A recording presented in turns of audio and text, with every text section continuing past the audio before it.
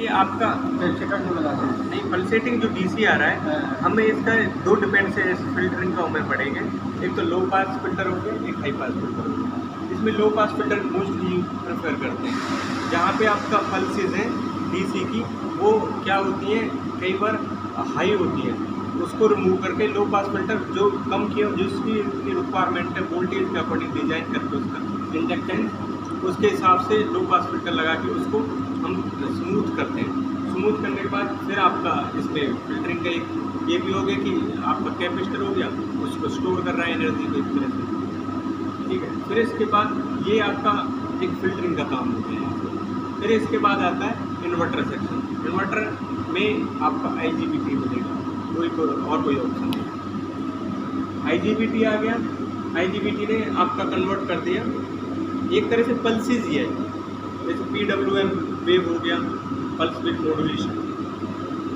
तो आपका जैसे ही डीसी मिला, डीसी के अकॉर्डिंग ये स्विच है, एक तरह से इन्वर्टर भी, और ये भी एक स्विच है।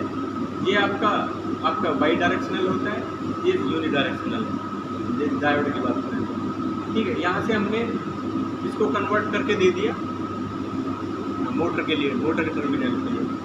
ये आपका वेव है जो साइनोसॉइडल नहीं मिलेगा आपका यदि ट्रू RMS मीटर नहीं है, वैसा मीटर है तो आप चेक करना चाहेंगे, वोल्टेज आपको नहीं देगा। ट्रू RMS मीटर है तो उस पर आपका वोल्टेज दीजिएगा, ठीक है।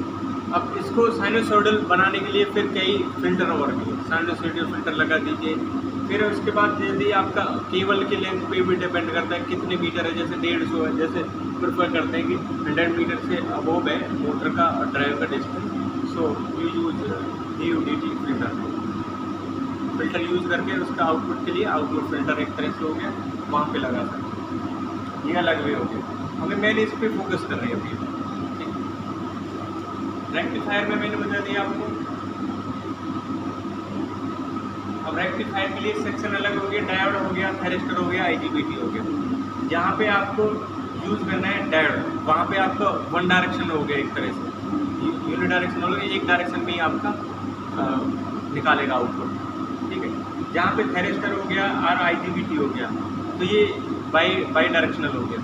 जहाँ पे आपने देखा होगा कई बार लो हार्मोनिक ड्राइव हम यूज़ करते हैं, रीजनरेटिव ड्राइव यूज़ करते हैं, वहाँ पे क्या करते हैं, इनपुट में आपका IGBT होगा, यहाँ पे लो हार्मोनिक हो गया, रीजनरेटिव हो गया, तो वहाँ पे ज़्यादातर आपको IGBT ही इनपुट में मिलेगा। तो उसका काम क्या है कि आपका एक सेक्शन तो इसमें डायोड का काम करेगा, इसके साथ साथ कि आपका DC बना दिया उसने, DC बना के बाद आपका AC में कन्वर्ट कर दिया इन्वर्टर ने।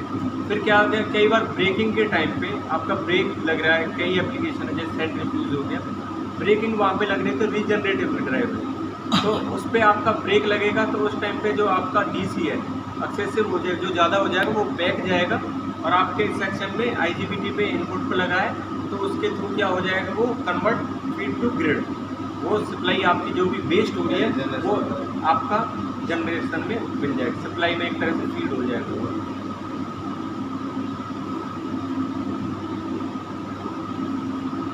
ये डायोड सेक्शन हो गया आपका। रीजनरेटिव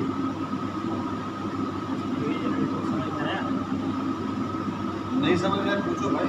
रीजनरेटिव किसी को समझ में आया कि नहीं आया? क्लियर हो रहा है रीजनरेटिव?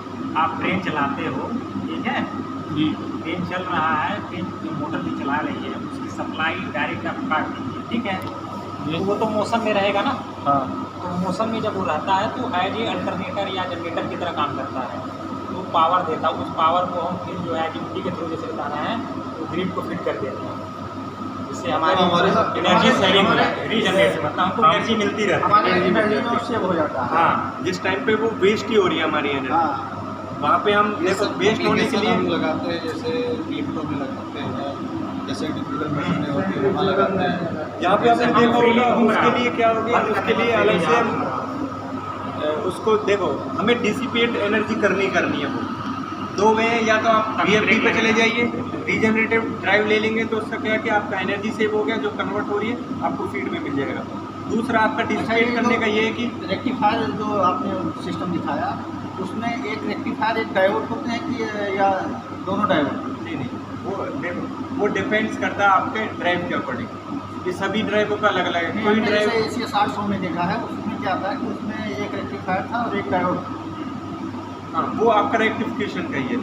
एक सेक्शन आपका AC का कर रहा है, ठीक है, दूसरा आपका एक तो पॉजिटिव साइकिल का कर दिया एक ने, एक नेगेटिव में आपका डायोड हो जाएगा। इस तरह से डायोड वाला सेक्शन छोटा है, वो एक ब्रिज ही बना रखा है एक तरह से, उसके अकॉर्डिंग है। एक में आपका ऐसे है, जैसे ये सेक्शन है आपका, आपको थोड़ा सा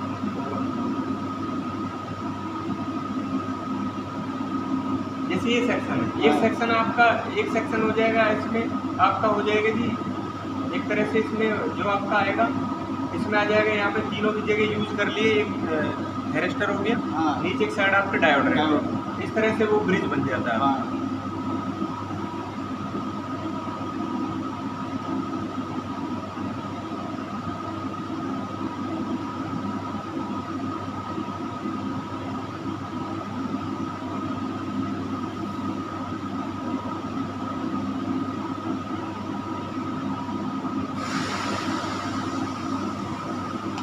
तो हो गए कंसिडर, इसके पैरामीटर के बारे में बता दीजिए।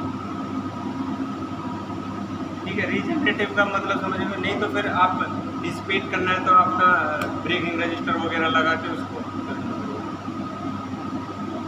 ये ओवरव्यू हो गया ड्राइव का। क्या क्या मतलब इसमें क्या क्या कार्ड रही, इलेक्ट्रॉनिक कार्ड अलग हो गया सेक्शन, ये एक तरह से हार्डवेयर का ओवरव्यू हो गया।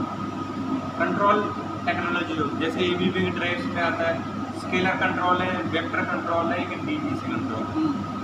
आपका स्केलर हो गया ओपन लूप, वेक्टर हो गया क्लोज लूप। जी ओपन लूप क्या कंट्रोल, ओपन लूप जैसे कि क्या कंट्रोल करते मैं बता देता हूँ। इसमें क्या होता है, आपका जो स्पीड का कंट्रोल है उसको आपका एवरेज की तरह लेके चलता है, मतलब कि आपका BYF पे चलता है। BYF मतलब जितनी आप फ्रिक्वेंसी दे रहे हो उसके अकॉर्डिंग आउटपुट में वोल्टेज निकल रहा है। उससे मतलब नहीं है कि मेरी फ्रिक्वेंसी के अकॉर्डिंग वोल्टेज जनरेट कर दी, RPM क्या है उसको लेके नहीं चल रहा, वो आपका RPM क्या है उसके अकॉर्डिंग वो आपको RPM को शोर कर देता है, बट उसकी कंट्रोलिंग नहीं रहती है RPM पे। आपका फ्रिक्वेंसी के अकॉर्डिंग उसको जनरेट करके आउटपुट से मतलब है कि वोल्टेज जनरेट करके दीजिए। वहाँ पे ओपन लूप है, वो आपका मोस्टली आप जैसे ओपन लूप का टेक्नोलॉजी यूज़ करते हैं जहाँ पे वेरिएबल टॉर्क एप्लीकेशन है, जहाँ पे एनर्जी सेविंग का ज़्यादा मेथड आ जाता है, वहाँ पे आप स्केलर कंट्रोल पे ज़्यादा प्रेफर करते हैं।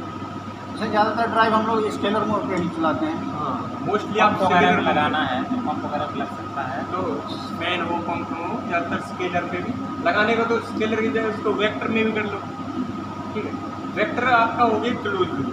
क्लोज लूप मतलब आपका एक तरह से आपका जैसे PID सेक्शन काम करता है ना, कि इस तरह से भी इसके एल्गोरिथम बेस्ड PID रहता है इसमें, कि आपका रेफरेंस मिला, जितना रेफरेंस मिला उसका आउटपुट पे चेक करा है कि जो आपने रेफरेंस दिया, सेट पॉइंट दिया है, वो उसको मिल रहा है नहीं मिल रहा है।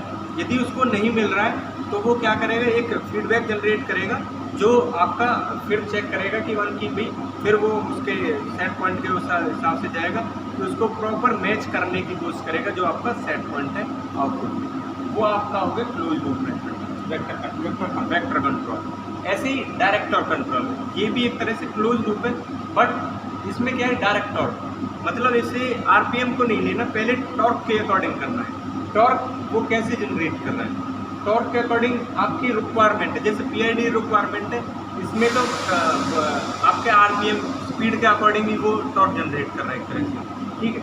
इसमें आपके वोल्ट फ्रिक्वेंसी, इसमें डायरेक्ट टॉर्क मतलब जो आपकी शाफ्ट का टॉर्क है जो जनरेट हो रहा है उसको चेक कर रहा है कि कितनी मिनिमम एक्यूरेसी आ जाती है इसमें, कितनी मिनिमम टाइम में आपका मतलब कितना कंट्रोलिंग हो रहा है, आपका टॉर्क कितनी रिक्वायरमेंट है, कितनी जल्दी वो उसको मिल रहा है शाफ्ट के अकॉर्डिंग। कार को थोड़ा सा भी लोड बढ़ता होगा तो वो टॉर्क जनरेट करके उसको कार को फीडबैक देगा।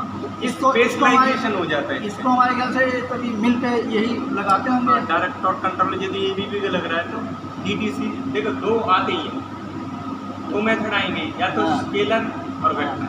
मान के अभी ABB को मैं थोड़ा सा ओवर फीडर पे ज़्यादा वो है, ABB जैसे चार्ज ज़्यादा ले लिया इसका मतलब कहीं डैमेज है। ABB 550 आती थी पहले, ठीक है, अब 560 आती है। 560 में आपका स्केलर और वेक्टर मिलेगा दोनों।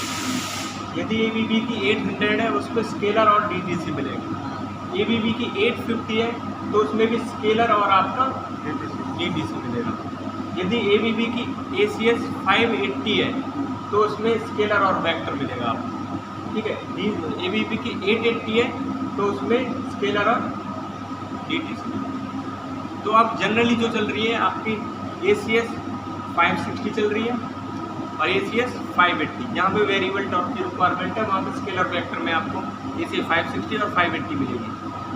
अब आ जाते हैं स्पेशलाइजेशन पे, वो आ गई ABB की ACS 880, वो आपका DTC में, ठीक है, स्केलर और DTC।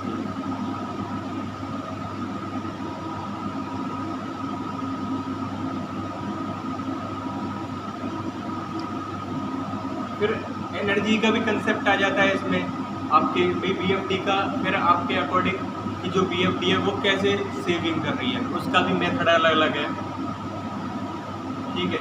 तो आपका ज़्यादातर जैसे जहाँ बात आती है ना सेविंग की, वहाँ आप समझ लेना कि वो एप्लीकेशन वहाँ पे है वेरिएबल टॉर्क।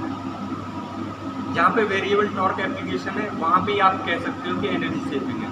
आप कह सकते हैं कि आप कांस्टेंट पे भी कह सकते हैं, जैसे कंप्रेसर भी कई बार क्या है कि वहाँ पे भी एनर्जी सेविंग है।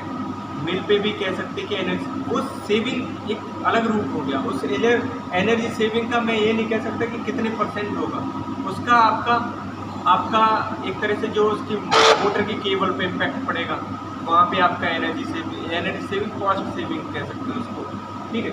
आपका जो एक टाइम पे स्टार्टिंग पे जो सॉफ्ट स्टार्ट होता है उसका आपका इंड्रस करंट जो ज़्यादा जाता है उसको अवॉइड करेगा। आपका प्री साइज कंट्रोल करना है